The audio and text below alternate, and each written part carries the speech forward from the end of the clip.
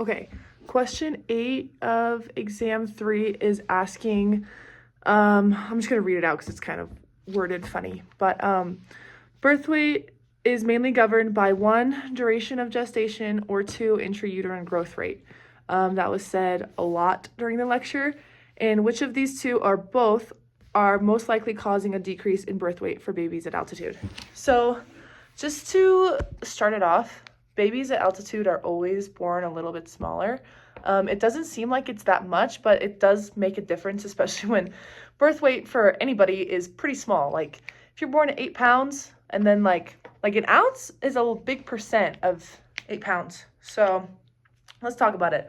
The main factor that is causing a decrease in birth weight is intrauterine growth rate.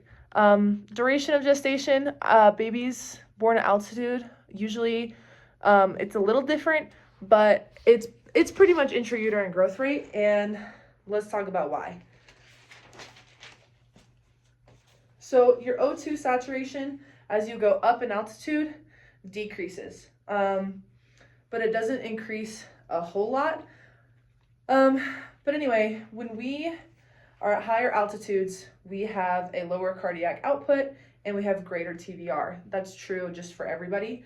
But we just talked about in the last video how your TVR decreases with pregnancy, which is, we also talked about is very good, but when you're at higher altitude, it decreases, but not as much.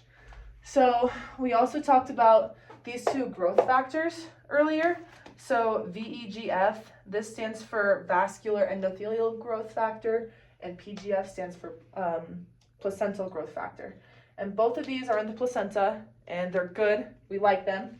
And in response, the placenta is going to release nitric oxide, which we just talked about this. This is good. We like this because it causes our blood vessels to vasodilate, which means more blood flow, which means good for the fetus.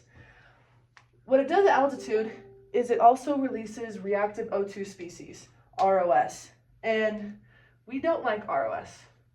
We don't like it because, let me just pull up the page.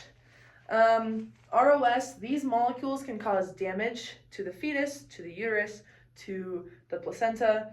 We don't like it. And so with everything going on at altitude, there's still going to be an increase in vasoconstriction, but it's going to be like less than low altitude. And there's still going to be a little bit of a decrease in vasodilation, but just a little bit in comparison to low altitudes. And yeah, I might redo this video, but obviously if you're watching it, then I didn't, so.